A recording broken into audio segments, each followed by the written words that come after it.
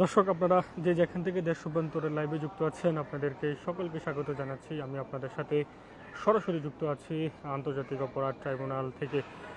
জুলাই গণ অভ্যুত্থানের সময় জুলাই গণ অভ্যুত্থানের সময় মানবতাবিরোধী বিরোধী অপরাধ সংঘটিতের ঘটনায় সাবেক মন্ত্রী এবং জাসদের সভাপতি হাসানুল হকের বিরুদ্ধে করা মামলার রায় আজ কিছুক্ষণ পর ঘোষণা হতে যাচ্ছে। ইতিমধ্যেই কিন্তু হাসানুল হক ইনুকে কারাগার থেকে আন্তর্জাতিক অপরাধে যেই ট্রাইব্যুনাল রয়েছে সেই ট্রাইব্যুনালে সকাল 10টার কিছু সময় মূলত হচ্ছে তাকে এই ট্রাইব্যুনালে আনা হয়েছে। আমরা একই সঙ্গে অন্য মামলায় আমরা সাবেক মন্ত্রী জুনায়েদ আহমেদ পলক সহ বেশ কয়েকজন যারা গুম খুনের সঙ্গে জড়িত ছিল তাদেরকেও এখানে আনা হয়েছে। তবে হাসানুল হকের বিরুদ্ধে যে মামলাটি রয়েছে সেটি একমাত্র তিনিই মূলত হচ্ছে এই মামলার আসামি। তার বিরুদ্ধে আন্তর্জাতিক অপরাধ যে প্রসিকিউশন রয়েছে সেই প্রসিকিউশনের সর্বমোট মূলত হচ্ছে এই মামলায় প্রায় 8টি অভিযোগ দাখিল করা হয়েছে এবং আন্তর্জাতিক অপরাধ ট্রাইব্যুনালের যে প্রসিকিউশন টিম রয়েছে সেই প্রসিকিউশন টিম থেকে তাদের পক্ষ থেকে প্রায় 10 জনের সাক্ষ্য নিয়েছেন এবং আসামির পক্ষ থেকে প্রায় 2 জনের মতন সাক্ষ্য রয়েছে। ইতিমধ্যে কিন্তু তারাও কিন্তু আন্তর্জাতিক অপরাধের যে ট্রাইব্যুনাল রয়েছে সেই ট্রাইব্যুনালে তারা ভিতরে প্রবেশ করেছে। ইতিমধ্যেই কিন্তু রায় পড়া শুরু হয়েছে এবং রায় আমরা যতটুকু জানতে পেরেছি দুপুর 1:30 নাগাদ মূলত হচ্ছে এই রায় ঘোষণা হওয়ার সম্ভাবনা রয়েছে। আর ইতিমধ্যে আন্তর্জাতিক অপরাধ যে ট্রাইব্যুনাল রয়েছে সেই ট্রাইব্যুনাল আমরা কিন্তু আইন শৃঙ্খলা রক্ষাকারী বাহিনীর ব্যাপক নিরাপত্তা নিয়োজিত তারা কাজ করছে। সেমনটি কিন্তু আমরা দেখতে পেয়েছি। বিশেষ করে পুলিশ সদস্যদের ব্যাপক উপস্থিতি আমরা ইতিমধ্যে কিন্তু দেখতে পেয়েছি। দর্শক, আন্তর্জাতিক অপরাধ ট্রাইব্যুনাল 2 বিচারপতি নজরুল ইসলাম চৌধুরীর নেতৃত্বে মূলত হচ্ছে এই মামলাটির রায় ঘোষণা করা হবে। এর আগে যদি আমরা একটু বলি, গত 22শে জুন মূলত হচ্ছে এই মামলার রায় নির্ধারণ করা হয়। এর আগে 14ই মে মূলত হচ্ছে উভয় পক্ষের যুক্তি তর্ক উপস্থাপন শেষে এই রায়ের জন্য অপেক্ষমান রেখেছিল ট্রাইব্যুনাল।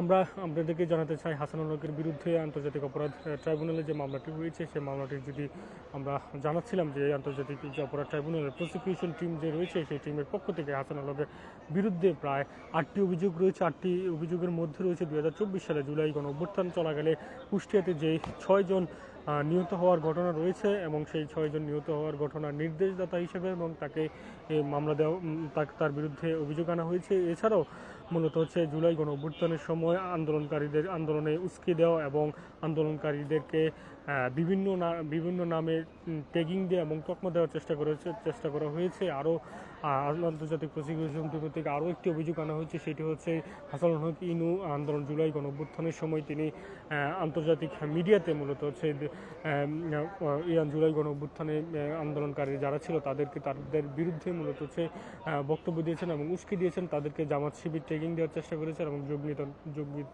জঙ্গি তকমা থেকে শুরু করে এবং যে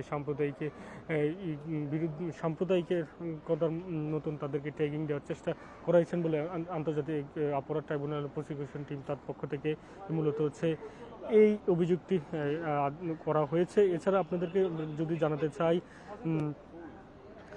শেখ হাসিনার সঙ্গে মূলত হচ্ছে শেখ হাসিনার সঙ্গে হাসানুল হক ইনুর কথোপকথন পরবর্তীতে এছাড়া 19শে জুলাই যে আওয়ামী লীগের সভানেতৃত্বে যে গণভবনে বৈঠক হয়েছিল 14 দলের, সেই 14 দলের বৈঠকে মূলত হাসানুল হক ইনু জামাত শিবির নিষিদ্ধ সহ থেকে শুরু করে আন্দোলনকারীদেরকে কঠোরস্থ দমন করার জন্য আগ্নেয়াস্ত্র ব্যবহার করার মতন বিষয়গুলোকে উস্কে দিয়েছে। সর্বমোট প্রায় 8টি অভিযোগ মূলত হচ্ছে হাসানুল হক ইনুর বিরুদ্ধে আন্তর্জাতিক যে আদালত রয়েছে, অপরাধ আদালত রয়েছে, সেই আদালতে প্রসিকিউশন টিম হাজির করা হয়েছে।